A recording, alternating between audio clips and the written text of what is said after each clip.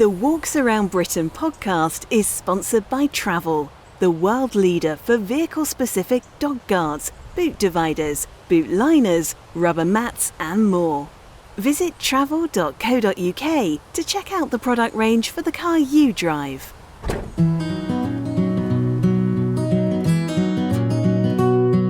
On the 36th edition of the Walks Around Britain podcast, we go behind the lens with photographer and writer Jon Sparks.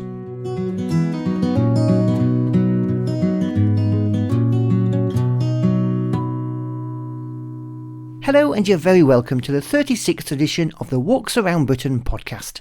I'm Andrew White and I'm your walking guide for the next 30 or so minutes of walking and outdoor chat.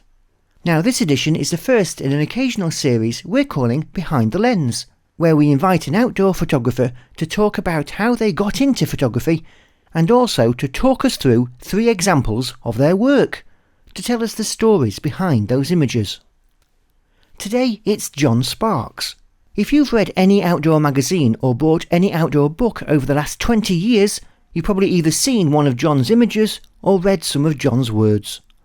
He's mostly associated with cycling, but has been known to take photographs about climbing and write walking guidebooks for the AA.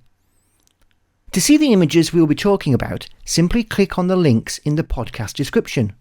If you're listening to this podcast on a television which doesn't allow you to click on links, then either use a phone or a tablet to see the images, or you can see the images on the video version of the podcast on our YouTube channel or on Walks Around Britain Plus. So here's my chat with Jon Sparks, Behind the Lens. Thanks so much for coming on our podcast, Jon. You're welcome. So tell me, what is it that you do? Well, there's not quite a one-word answer to that. For many years, I would put photographer and writer on business cards and all of that. But I think in the last few years would be a more accurate description, say writer and photographer. But it's for my professional career, I've been full-time freelance for something like 26 years. And I was part-time for quite a few years before that. It's been very much a mix of writing and photography. In a lot of cases, books and magazine articles where you are doing both the words and the pictures. And the other sort of linking thread in all of it is the outdoors, whether it's pure landscape photography or walking guidebooks, cycling guidebooks, features on various outdoor pursuits, outdoor destinations. So very mixed bag, and I've had to sort of be somewhat agile because marketplaces change and opportunities come along in different areas, so it keeps you on your toes. The interesting thing about the way that the writing and the photography business has changed has been this combining of the two, where one person is kind of now expected to do both of those. Yes. Yeah. I mean, obviously I have done assignments and books and things where I have only done one. Very few times where I've done the words and actually had someone at my side taking pictures, but I have experienced that. But most of the time, obviously, in a lot of cases, if you take magazine publishers, it's both probably cheaper, but also a whole lot more convenient for them if the writer and the photographer are the same person.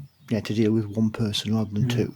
I quite apart from anything else, if you're a guidebook publisher, for instance, and the person who's writing the description of the walk or the bike ride or whatever it is also the person who's taking the pictures, you should be able to be confident that when they say the picture is on top of haystacks or Kinder Scout or wherever, that is actually where it is. That they haven't got the two confused? No, you don't not, no. Because there are, from time to time, you do see instances in all kinds of media where somebody's done the words and then a picture editor's gone online for a picture of Snowdon or a picture of Everest, and the picture they've come up with isn't Snowdon, it's somewhere near Snowdon, or it's, somewhere near Everest. And that was in the keywords that they searched by. Often the keywords in these kind of search functions, you kind of put nearby places, don't you, in order to flag up that. Yeah. I mean, if you take something like Everest, it's perfectly reasonable to talk about the Everest region or en route to Everest, also, so the word comes up. Yeah. Even as the picture shows some of the mountain. So how did you get into photography? Well, this goes right back to ancient history when I was really, even before I went to university, I got my first camera when I was about 14, I think. I would hesitate to use a posh word like documented, but one of the first trips that I recorded with a camera was a family holiday to Norway, and going to see glaciers and things. So there were sort of seeds of something there, I guess. And then in my college years, the college had a dark room, and I discovered that side of photography, which of course a lot of people never get to experience now. But it was initially more of a hobby.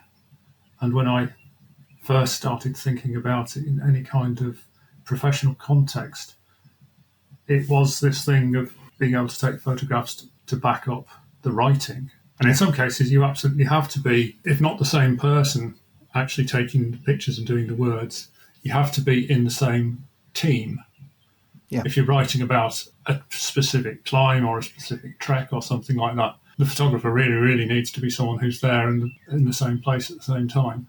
So documenting that specific journey as opposed to the route. Yes. I mean, some of the early stuff I did was specifically more to do with rock climbing and mountaineering. And if you're talking about we were doing such and such a climb and it started raining, or you're telling a very specific story about what happened to your particular team on that occasion. Yeah. And it's vastly more relevant and more likely to sell if you have the pictures that match those words in that story. So in a way now, has it gone full circle? You started out writing and the photography was allied to that. Has it gone back to that now? I think to a large extent it has, yes. I mean, a lot of the process is totally different, of course, because we've had a complete paradigm shift in terms of the technology we use. But at the most basic level, it has gone back to spending more of my time actually writing than taking pictures. So we've got 3 images which we're going to have a look at and talk about how they came about, where they were, and more about the background to them. So the first one, people listening will be able to click on the links in the description, and if you're watching on YouTube, you'll be able to see the pictures now. Talk us through that first image. Yeah, that's Falton Fell in the sort of southeastern corner of Cumbria, which a lot of people will have seen because it's very close to the M6. If you're going up to the lakes and you turn off at the usual South Lakes turn off that goes up past Kendal and towards Windermere and Ambleside, and there's a craggy hill overlooking that junction. Just on the side of that, beyond the skyline, there's some wonderful limestone pavement there. And if you look at the photograph, you've got Ingleborough in the far distance. So you're looking across into Yorkshire. And I think one of the things that I like to sort of bring out when you're looking at that particular picture is that this is a place I've been to lots of times and somewhere that I obviously really appreciate, really love, just as a place to go for a walk, take friends for a walk, but specifically wandering with the camera, there's something about the landscape that seems to be sort of endlessly rewarding. So I think it's real, and perhaps this is very relevant now, although this is not a place that is so near to me that I could go there in lockdown, but there is a lot of reward in exploring places close to home and seeing the way that different light and different seasonal conditions, different weather conditions profoundly change the way they appear to you. Yeah. This one is classic sort of landscape photography light.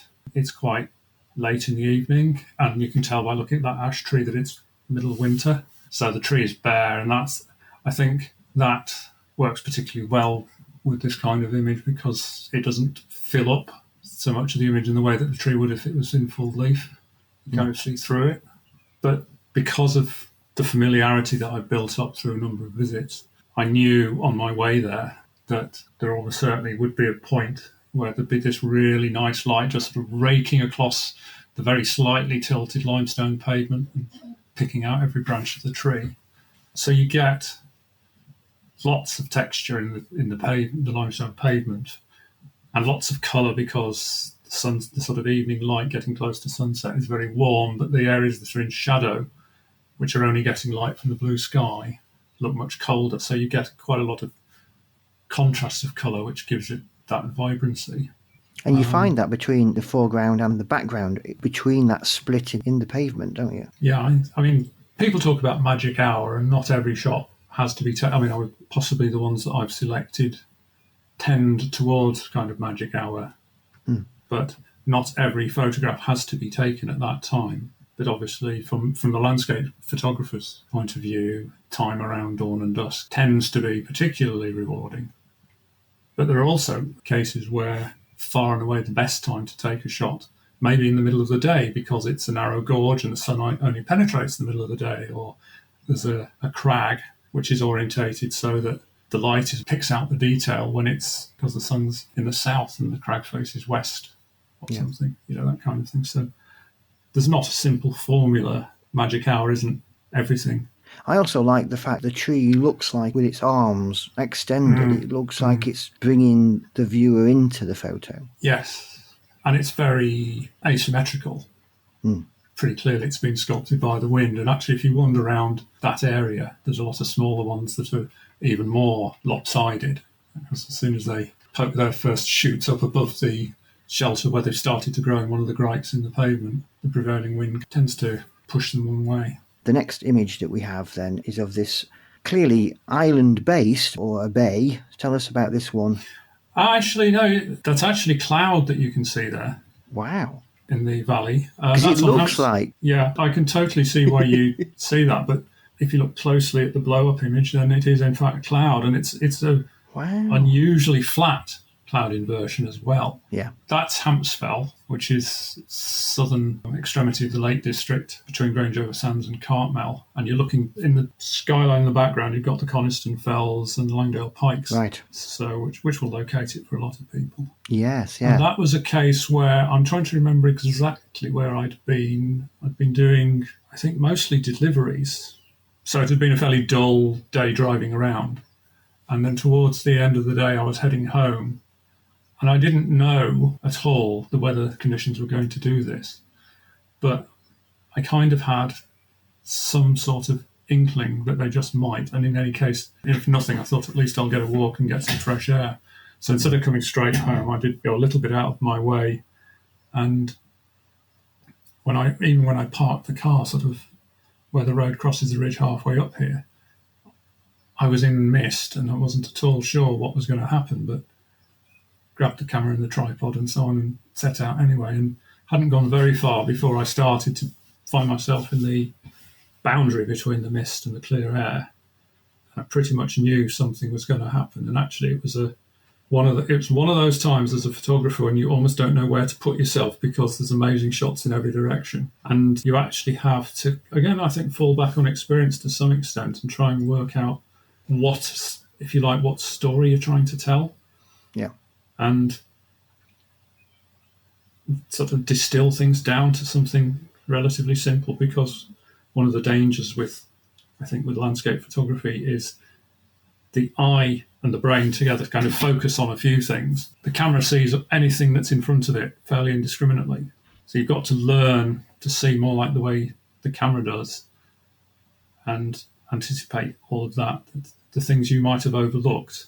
And that could be anything from a pylon cable in the distance or a bit of litter in the foreground, or just that, in fact, if I only moved a few paces to the right or something, I'd, like in this case, get a clear shot between those two clumps of trees and also that one sort of isolated tree in the middle distance. Sometimes you reason this out consciously, and sometimes I think, as with experience, you start to see things more intuitively and almost non-verbally. There's a complex mental process going on, but it can happen really quickly because you've done it a lot of times before. Yeah. And for that, again, it comes down to that concept of understanding that this is what you do, as opposed to it just comes naturally to you, doesn't it? Mm. Yeah. And I think the thing that perhaps all of these shots illustrate from my perspective is that photography is all about seeing, but you don't just point the camera at the first thing you see. Yeah. And so that when people talk about point and shoot is not a type of camera. It's much more a mindset. Yeah, because you can point and shoot with the most expensive camera around, can't you? Absolutely, yeah. And I mean, this is why some people can spend a fortune on gear and never really wow you with their photography, and other people actually get some really great pictures just with, in a lot of cases, even with something simple as a mobile phone. You're listening to the Walks Around Britain podcast. I hope you're enjoying my chat with Jon. If you'd like to see more of Jon's work, his website is jonsparks.zenfolio.com, and that's Jon without a H. Don't forget to get the latest Walks Around Britain podcast when it drops. You can subscribe to us using your favourite podcast platform. And if you like what we do, we'd really appreciate a lovely review on that podcast platform too.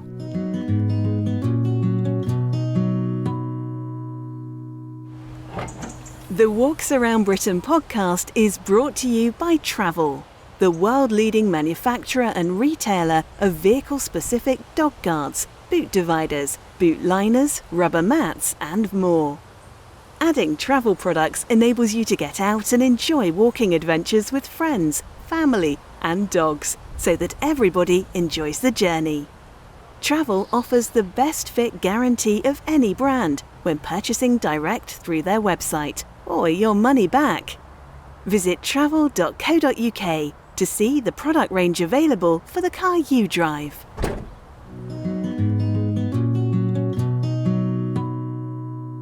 Now back to Jon to talk about the last of his 3 images. So looking at the last image then, that's a very stunning shot. Talk us through that one. The hill in the middle, or in the background there, is Pendle Hill. Yeah. And this is from sort of high up on the ridge of the Forest of Bowland and looking down towards Gisborne Forest and the Waterous Stocks Reservoir. And this, I think, one of the things that this illustrates for me, and the reason I picked it out, is that it's a good illustration of that saying about no such thing as bad weather. This was a pretty unpromising day. And one of the beauties of landscape photography is, by and large, even if you don't get great shots, you get a decent walk.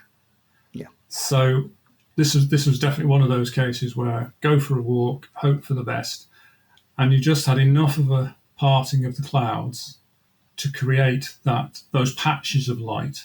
And one of the things that they do is then and along with the fact that the visibility is a little bit hazy, so that the various ridges at different distances sort of separate, and you get a very strong sense of depth. And the colours, I think, are very intense, aren't they? But quite subtle.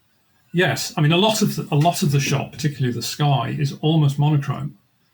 So the patches of particularly the green, I guess, and particularly where there's a bit of sunlight on the green, they stand out all the more. I'm glad you've picked out on this shot because it is one that I'm very proud of. You know, and the fact that it isn't, whereas both of the others are sort of golden hour that we've mentioned, and they are that time of day that's often singled out for landscape photography, but this is much nearer. It would be early afternoon, I think. The sun's still quite high. You can sort of get a sense of the angle of the sun. It's still, you can't see exactly, but it's quite high up in the sky. It's well before sunset, but because of the clouds and the haze, and I think potentially in the distance there might be some rain even. One of the things about this is a case where I would be interested to see what someone could do on a compact camera or a phone. But if you actually look at how dark some of the clouds are and how dark the shadows are in the foreground and how bright other bits of cloud are further away, there's a very, very big range there between the darkest tones and the lightest tones, which is what we in photographers call dynamic range. And that is something where bigger cameras like SLRs and some of the mirrorless cameras that there are around in the last few years tend to still be much more capable. I think with a lot of simpler cameras, however attractive the simplicity is, you might find with a picture like that you'd end up with a completely black foreground, or else some of the cloud just going to a sort of empty kind of white. And I think the fact that you've got with no sort of you detail, lose the detail, and in losing the detail, you lose some of the depth and some of the sense of being there, the immediacy of it. So there are. I don't want to decry the capabilities of phones and compact cameras and so on for all sorts of things, but they do still have their limitations, and high dynamic range is one of them. I know that iPhones, for instance, which I've used a bit, have a high dynamic range HDR mode, but it's still, certainly with the ones I've used, it's not perfect. Some of those work by taking two different exposures, don't they, and then marrying the two up somehow. Yeah, and of course you have problems if you have moving subjects, because you then have two different exposures which are some fraction of a second apart. And if you are actually shooting action of any kind, and that includes not just people cycling or walking or whatever, but if there's running water, if they're breaking waves, lots of things where you start to get double imaging problems. I have, in extreme situations, I've done the same kind of thing with dynamic range, but it does tend to break down when you're dealing with moving subjects. Really, it's about knowing the limitations of your devices as opposed to saying that you can't do something, or it's just finding a different way of doing something. There's nothing to lose by giving it a go, of course. But this could be, if a photograph like this appeals to people, and it probably will divide opinion to some extent, because it's not so much the conventional kind of sunny, colourful landscape that often gets sort of blasted around everywhere. Well, then give it a go with whatever camera you've got, but maybe don't be totally amazed if it doesn't quite come out like this.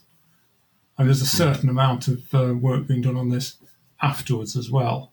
I mean, I use Lightroom. There's lots of apps you can use for processing, but if you haven't got the information, detail in the shadows or in those brightest highlights, you can't bring it back, whatever you do afterwards. Do you necessarily need, if you've got an SLR or a mirrorless, to be taking raw images? Are JPEGs okay? What's the best? Depends on the kind of usage that you need afterwards. Depends on kind of usage, but again, with a shot like that, if you shoot in a JPEG, the point about JPEG is that processing happens in the camera, whereas if you shoot RAW, the processing happens later, and you have more chance to tweak it and fine-tune it to your own liking. And with JPEGs, particularly a lot of cameras have a lot of different JPEG modes.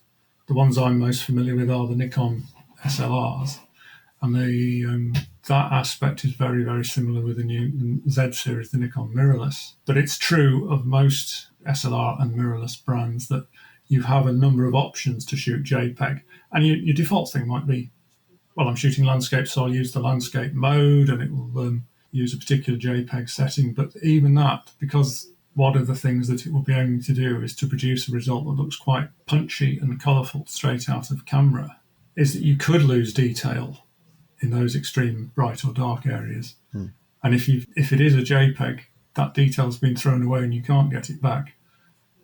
But there are also, for instance, portrait mode goes for a more subtle result and probably preserves more of that detail, and then you have a bit more headroom to play with it afterwards. Sometimes you'll see that there's like on the Nikon cameras, there's a JPEG setting which is flat, and out of the camera it looks like the name suggests. It's not very appealing because it looks a bit dull, but it preserves more detail. But is that designed so that you can get that, yes, it preserves that quality the afterwards? detail. Right. Yes. And in fact, there is a tip here for those people who do shoot RAW, is that it's still worth looking at what the JPEG setting on your camera is, because the image that you see on the camera back is basically derived from what the JPEG image you shoot would look like. Right. So what I do most of the time, if I'm shooting landscape and so on, is I have my JPEG setting at the flat setting, because that actually gives me the best indication of whether the RAW, which is what I'm actually recording, is capturing detail in the shadows and in the highlights.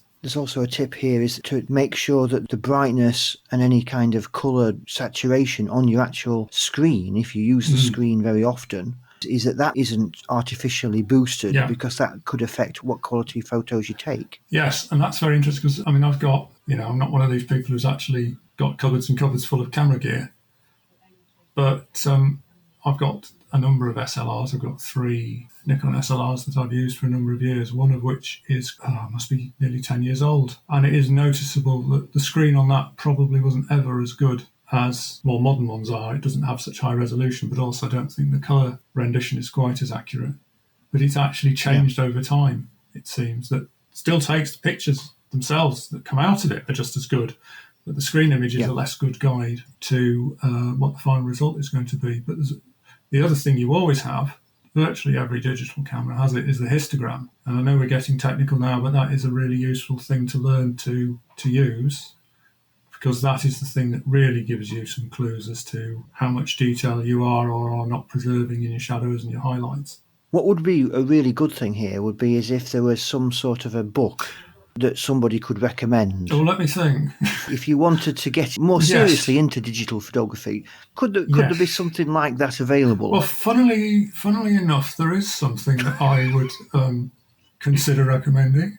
It does actually have my name on the cover, because there is a book on outdoor photography, which is available from Cicerone Press. They're a very wonderful outdoor publisher. I'm sure most people know their work. And it's outdoor photography. And I did first edition of this way back when I was still shooting film. And a few years ago, we produced the second edition, and I brought in Collie Culture's Dakin she's got experience in some areas that I know much less about, such as underwater photography. And we wanted to bring in more detailed coverage of a few more areas.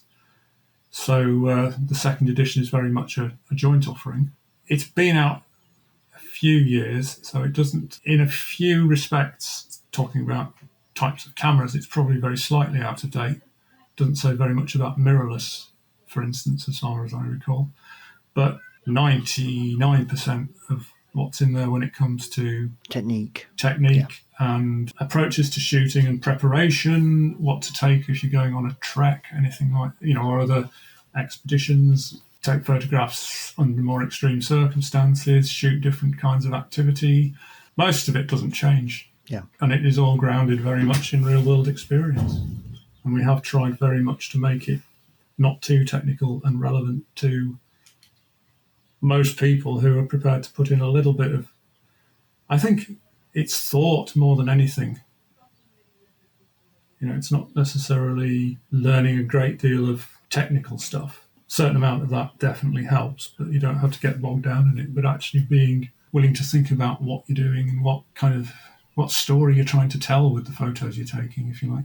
And of course, that's available at good independent bookshops as well as other Being places. Cicerone, you often find them in outdoor shops as well as bookshops. Yeah. But of course, they also have a very good website where you can get it online. Jon, thanks so much for coming on the podcast, talking us through those stunning images and giving us some hints and tips about what we could be doing. Thank you. Well, thanks very much. I really enjoyed it.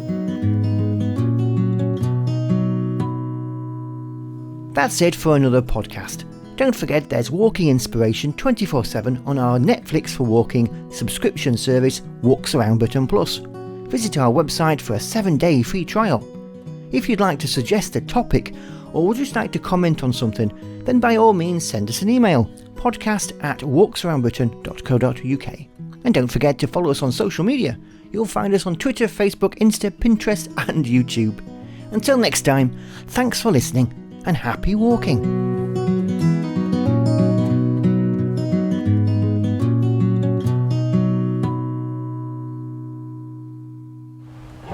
The Walks Around Britain podcast is sponsored by Travel, the world leader for vehicle-specific dog guards, boot dividers, boot liners, rubber mats and more.